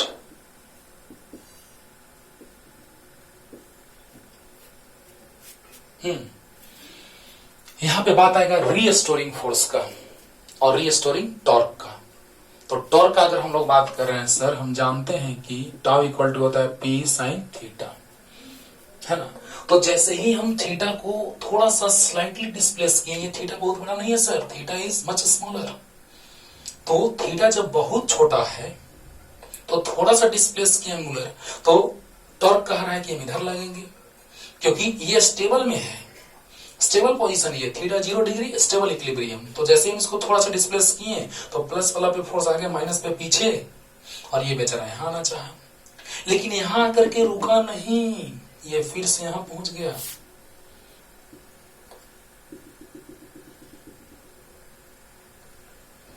minus Q यहां पहुंचा और प्लस क्यू यहां पहुंचा। यही तो बात है सर, समझिए ध्यान से कि जैसे ही इसको स्लाइटली एंगुलर डिस्प्लेस किए हम लोग एंटी क्लॉकवाइज डायरेक्शन में, तो स्लाइटली एंगुलर डिस्प्लेस हुआ एंटी क्लॉकवाइज डायरेक्शन में, तो इस पर फोर्स आगे लगा, इस पर फोर्स पीछे, तो force into perpendicular distance, force into perpendicular distance torque clockwise, force into perpendicular distance torque clockwise. क्या होगा, ये घूमना चाहेगा ऐसे। तो इसको जैसे ही हम स्टेबल पोजीशन से डिस्प्लेस किए तो स्टेबल में आना चाहा, लेकिन उसके पास एनर्जी मिल चुका है जो हम लोग एक्सटर्नल फोर्स लगाए हैं, टॉर्क लगाए हैं, क्योंकि फोर्स लगाते हैं, लेकिन जब वही फोर्स किसी रोटेटिंग ऑब्जेक्ट पे लगाते हैं तो वही फोर्स टॉर्क बन जाता है। ओके, तो क्या हो जाएगा बच्चों, यहां से क्या आ गया जरा सा देखिएगा कि टॉर्क यानी फोर्स इंटू परपेंडिकुलर डिस्टेंस। जरा सा सोचिए कि force into perpendicular distance torque लगा, रोटेट करने लगा। तो सोचिए कि रोटेट करते करते आप सोचेंगे कि हम कंप्लीट रोटेशन कर लेगा, गलत, क्योंकि जैसे ही यहां से ये यहां पहुंचेगा यहां, तो उसको हमने एनर्जी दिया है, इसलिए स्टेबल से थोड़ा सा, जैसे यहां पे सोचिए ये वाला हाल है, थोड़ा सा एनर्जी दिए तो यहां पे जा करके यहां और यहां के रुक जाएगा, नहीं सर यहां आएगा, यही तो बात है ना। यहां से यहां फिर यहां, यानी कि अगर फिक्स टाइम पीरियड के साथ ऑसिलेशन हुआ तो वही SHM बतला रहा है। तो कैसे, यहां से पता चल रहा है हम लोगों को कि theta is very small, so sine theta approx equal to theta या थीटा, तो टाउ इक्वल टू आ गया पी साइन थीटा में साइन थीटा के जगह थीटा पुट कर देंगे तो आ गया tau equal to P theta. लेकिन एक बात, यहां माइनस साइन आएगा सर। सोचिए, अगर हम इसको डिस्प्लेस कर रहे हैं एंटी क्लॉक में तो टॉर्क लग रहा है क्लॉक में, डिस्प्लेस कर रहे हैं एंटी क्लॉक में तो टॉर्क लग रहा है क्लॉक में, यानी direction of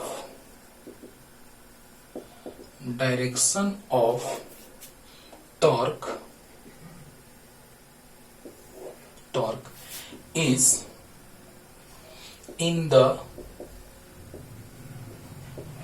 opposite direction of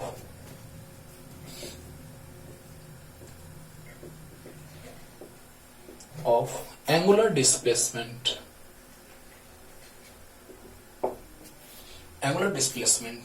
So therefore tau equal to p into minus theta, तो tau equal to minus p theta equation first. जब एंगुलर डिस्प्लेसमेंट एंटी क्लॉक में तो टॉर्क क्लॉक में। ओके, तो जैसे ही यहां पे आया तो ये रुका नहीं, अभी हमने यहां फिगर बना के आपको समझाया, क्योंकि उसके पास अभी एनर्जी है। तो एनर्जी क्या सर, मोशन करने में, या रोटेशनल मोशन हो या लीनियर जो भी मोशन हो। यहां आया, रुका नहीं, यहां पहुंचा, अब क्या हुआ, माइनस पे लगता है फोर्स फील्ड के अपोजिट डायरेक्शन में और प्लस पे लगता है फोर्स फील्ड के डायरेक्शन में। तो अब ये कह रहा है कि फोर्स इनटू, क्योंकि हम परपेंडिकुलर डिस्टेंस लेते हैं एक्सिस ऑफ रोटेशन से, तो परपेंडिकुलर डिस्टेंस ये हुआ, यानी हम ऐसे भी कह सकते हैं कि ये हुआ, और यहां पर परपेंडिकुलर डिस्टेंस ये हुआ, फोर्स इनटू परपेंडिकुलर डिस्टेंस। तो बोलिए सर, फोर्स परपेंडिकुलर डिस्टेंस,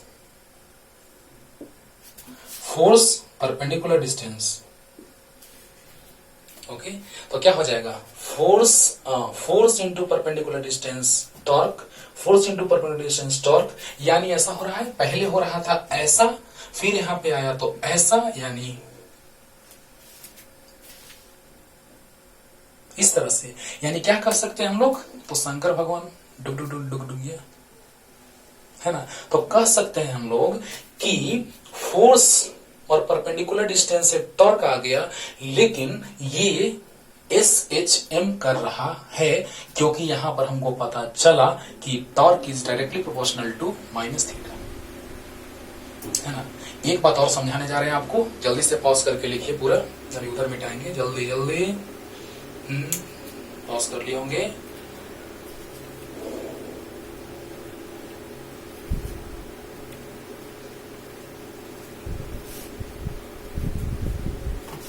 अब देखा जाए बच्चों,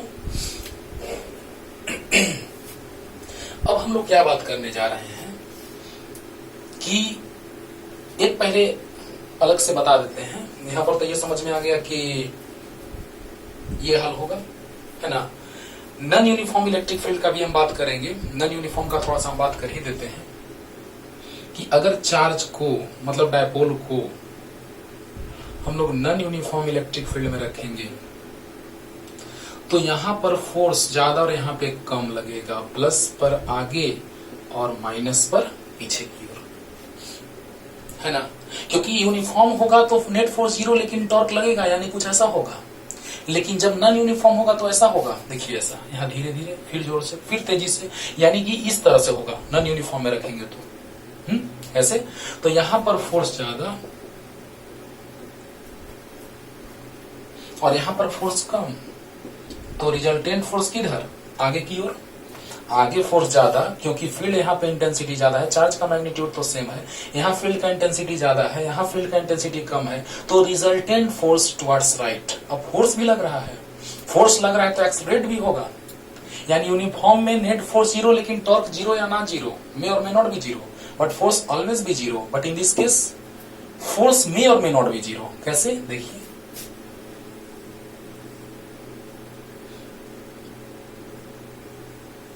कुछ इस तरह से हम ऐसे डायपोल रख दिए, वाह वाह। अब यहाँ भी फील्ड नॉन यूनिफॉर्म है। फील्ड यहाँ कांस्टेंट है लेकिन यहाँ पे डिफरेंट है। यहाँ सेम, यहाँ डिफरेंट, यानी यहाँ फोर्स और यहाँ फोर्स सेम लगेगा, तो रिजल्टेंट फोर्स 0। लेकिन टॉर्क लग रहा है sir, torque force into perpendicular distance. तो इस तरह से हम लोग देखते हैं। नॉन यूनिफॉर्म का बात करते हैं तो यूनिफॉर्म में क्या हो रहा है, लेकिन नॉन यूनिफॉर्म में बहुत तेजी से भागेगा।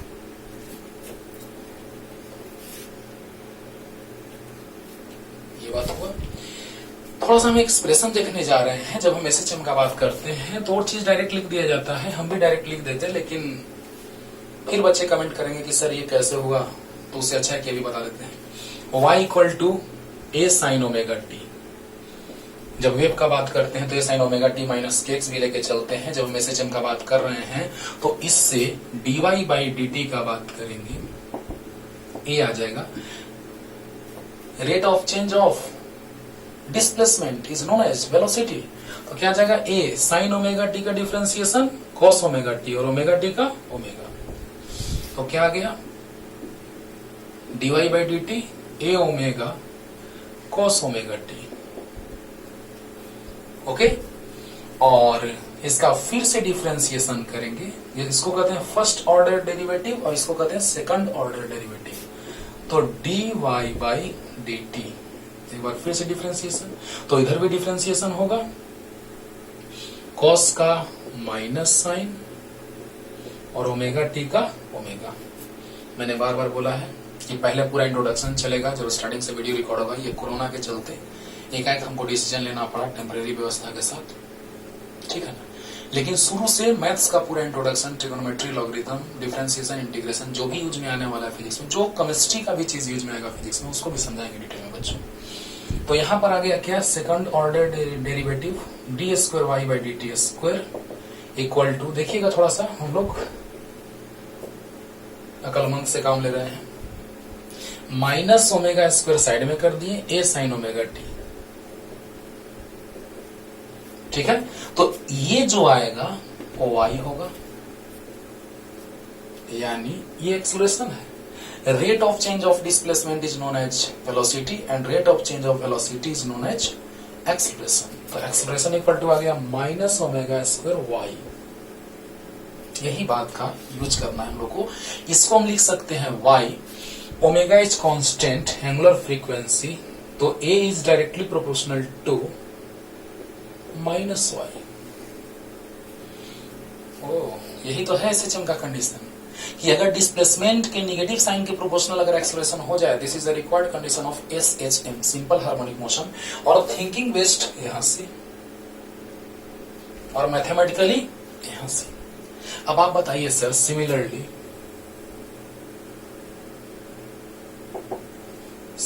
क्या होगा।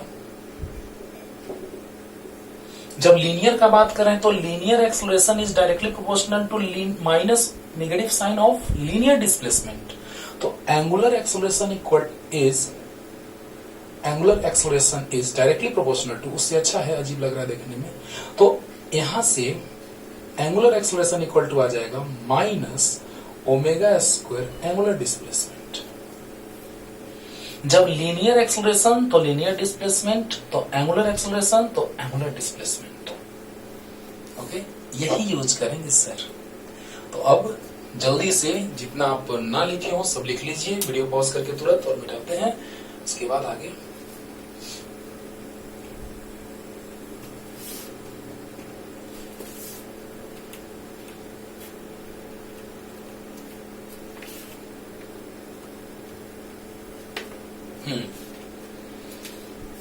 तो देखा जाए बच्चों, यहां हम लोग बात करने जा रहे हैं अब कि हम लोग का आ चुका है अल्फा इक्वल टू, हाँ एक इक्वेशन पहले रख लेते हैं जो आया है tau equal to minus P theta आया था, equation first.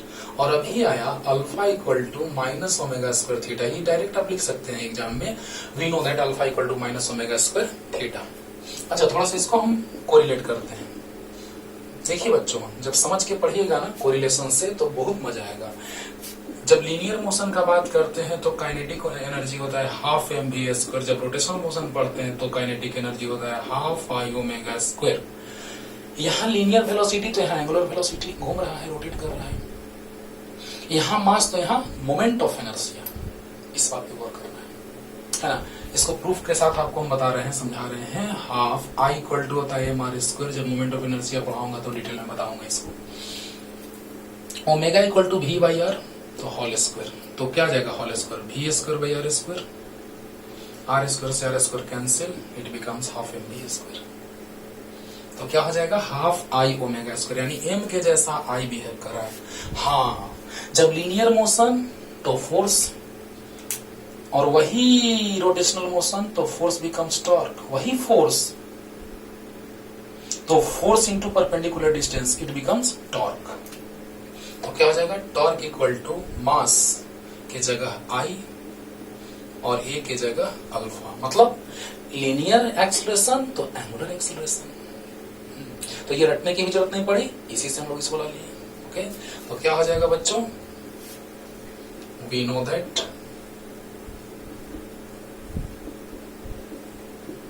tau equal to I alpha, where I is moment of inertia, moment of inertia। तो tau equal to आ गया I alpha minus omega square theta, तो tau equal to आ गया minus I omega square theta, equation second. अब देखिए यहां पर LHS दोनों का इक्वल आ गया, तो RHS इक्वल। ओके, दोनों का LHS इक्वल तो RHS भी इक्वल हो जाएगा। मोमेंट ऑफ इनर्शिया याद रखिएगा आई है,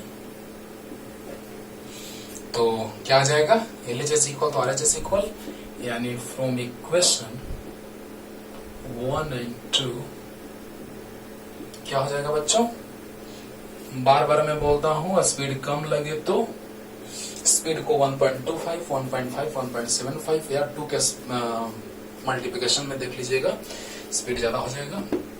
तो LHS equal to RHS equal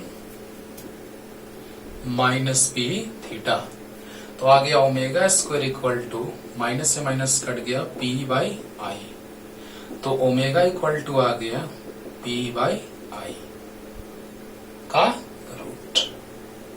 ये आ गया एंगुलर फ्रीक्वेंसी, जब जैसा तब तैसा। जहां पे एंगुलर वेलोसिटी कहना रहता है उसको एंगुलर वेलोसिटी कहते हैं, और जहां पे एंगुलर फ्रीक्वेंसी कहना रहता है वहां एंगुलर फ्रीक्वेंसी कह देते हैं। तो omega is angular frequency. Okay, तो ये आ गया angular frequency omega under root P by I. अब देखिए यहीं से हम लोग कुछ और एक्सप्रेशन लाने जा रहे हैं, जल्दी से इसको पॉज करके लिख लीजिए।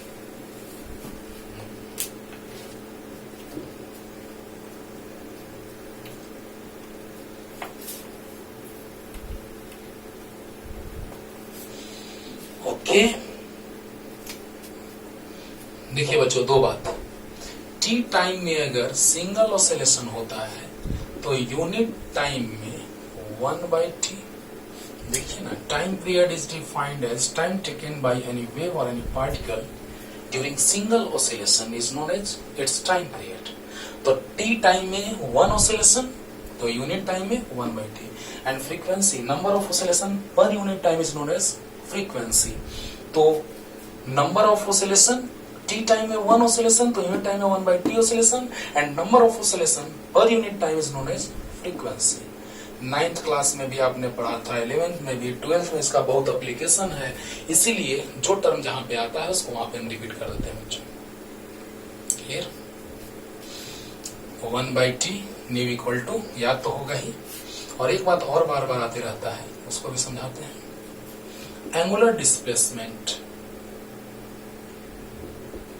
ड्यूरिंग सिंगल रोटेशन 2π, और एक बार रोटेट करने में टाइम जो लगा वो टाइम पीरियड के इक्वल हो गया,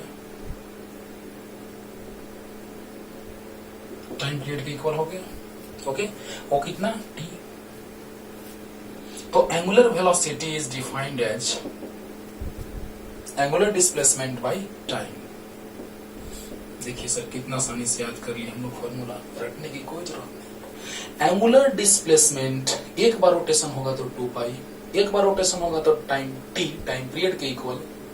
हाँ, तो angular velocity equal to angular displacement by time. यहां से आ गया। अब देखिए यहां हम लोग इसको ऐसे भी लिख सकते हैं, omega equal to 2 pi into 1 by T, तो 2 pi nu, 1 by T is frequency.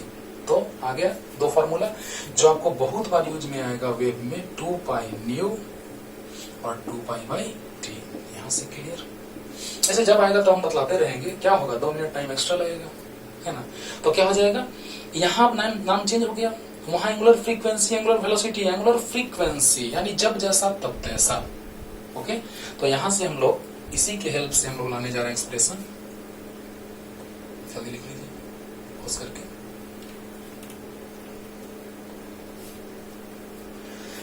देखा जाए बच्चों, तो यहां ओमेगा इक्वल टू हम लोग का आया था under root P by I, है ना, इतना आया था। देख लीजिए माइनस पी थीटा और minus I omega square theta cut गया, सही है। तो ओमेगा को हम लोग लिख सकते हैं under root P by I, root I, दोनों को अलग अलग लिख सकते हैं। ओमेगा इक्वल टू होता है 2 पाई बाई टी, तो आ गया under root P by root I. तो क्या आ जाएगा 2 pi root I by root P. क्या ये एलएचएस में आया, ये एलएचएस में आया, ये आरएचएस में जाएगा तो टी हो गया। देखिए तो यहां से आ गया T equal to 2 pi under root I by P. ये भी कंपटीशन में पूछा हुआ है और एक और लाने जा रहे हैं यहां से, वो भी पूछा है, इससे हिला देते हैं। Omega equal to 2 pi nu भी होता है बच्चों, तो under root P by under root I, सही है। तो क्या आ जाएगा tau equal to 1 by 2 pi under root P by I. Okay, तो अब देखिए यहां से न्यू का भी आ गया एक्सप्रेशन, न्यू इक्वल टू आ गया 1 by 2 pi under root P by I. Okay, और यहां से एक्सप्रेशन का बात अगर हम लोग करें, अगर यहां से एक्सप्रेशन का बात करें तो t इक्वल टू आ गया 2 pi under root I by P. तो देखिए इसी का यूज करके जल्दी से इसको पॉज करके लिख लीजिए, हो गया होगा। आइए सर इसको थोड़ा सा हम लोग सोचते हैं, है ना। t equal to 2 pi under root I by P. अभी तुरंत हम लिखे थे कि जो आई है वो है मोमेंट ऑफ इनर्शिया। तो देखिए एक हम समझाते हैं आपको, बाकी दोनों के बारे में आप सोचिएगा। यहां अगर इलेक्ट्रिक फील्ड इंक्रीज करेगा तो टाइम पीरियड डिक्रीज करेगा, सही बात है, ये डिनोमिनेटर में है। तो इलेक्ट्रिक फील्ड इंक्रीज करेगा तो टाइम पीरियड डिक्रीज करेगा। लेकिन थोड़ा फील करते हैं इसको। इलेक्ट्रिक फील्ड इंक्रीज किया तो फील्ड इंक्रीज किया तो फोर्स इंक्रीज किया, फोर्स इंक्रीज किया तो टॉर्क इंक्रीज किया, because torque equal to force into perpendicular distance. Torque increase करेगा, समझ रहे ना, टॉर्क इंक्रीज करेगा तो जल्दी जल्दी घूमेगा। अगर ऐसे तो बेचारा, और अगर इलेक्ट्रिक फील्ड इंक्रीज किया तो कुछ ऐसा। अब ये इन दोनों को कांस्टेंट रखते हैं, ई के बारे में बात करते हैं भी सिर्फ। तो देखा जाए अगर इलेक्ट्रिक फील्ड इंक्रीज करेगा तो टाइम पीरियड डिक्रीज करेगा। मतलब क्या कि पहले टाइम लग रहा था 10 सेकंड और अब लग रहा है 5 सेकंड। मतलब एक ऑसिलेशन कंप्लीट करने में 10 सेकंड और अभी एक ऑसिलेशन कंप्लीट करने में 5 सेकंड। यानी कि इलेक्ट्रिक फील्ड बढ़ा तो टाइम पीरियड डिक्रीज किया। ऐसे सोच सकते हैं आप कि अगर इलेक्ट्रिक फील्ड मान लिया जाए कि डबल 4 टाइम्स हो गया, 4 टाइम्स रूट निकालने में बात आसानी होगा। टी डैश मान लेते हैं कि इलेक्ट्रिक फील्ड, देखिए ऑब्जेक्टिव क्वेश्चन इसमें भी पूछा है सर, इलेक्ट्रिक फील्ड हो गया 4 टाइम्स, ठीक है। तो क्या हो जाएगा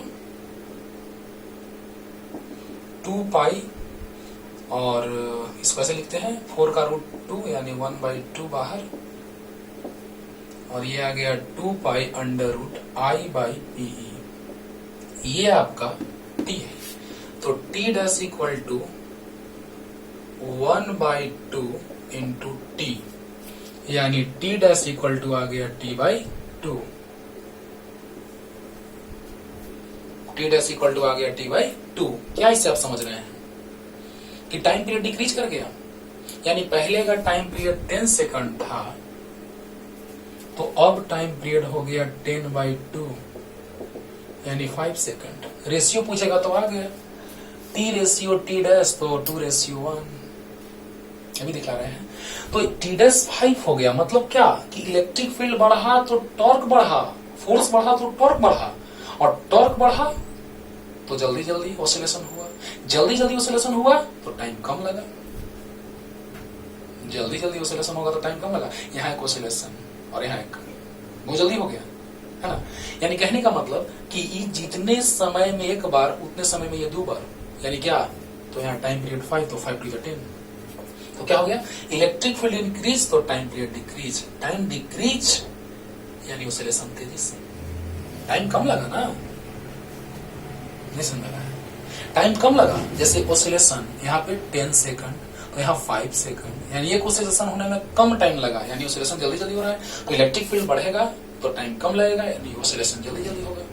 टाइम कम लगा, टाइम ज्यादा लगा, हमको यहाँ से वहां तक जाने में लगा 1 आवर, और अगर यहाँ से वहां तक जाने में लगा हाफ एन आवर, तो क्या हो जाएगा कि हाफ एन आवर वाला केस में हम लोग तेजी से भागे होंगे, तभी ना उसी डिस्टेंस को कवर कर लिया हाफ एन आवर में। यहां से अगर हम रेशियो पूछें तो time period t equal to आ गया 2t डैश, यानी t/t डैश इक्वल टू 2/1, यानी t ratio t dash equal to 2:1। सही बात है, यहां से ही पता चल रहा है कि शुरू वाला टाइम ज्यादा रहा होगा, जब इलेक्ट्रिक फील्ड कम तो टाइम ज्यादा, इलेक्ट्रिक फील्ड ज्यादा तो टाइम कम, यानी शुरू वाला टाइम ज्यादा और बाद वाला टाइम कम है। So that's the answer।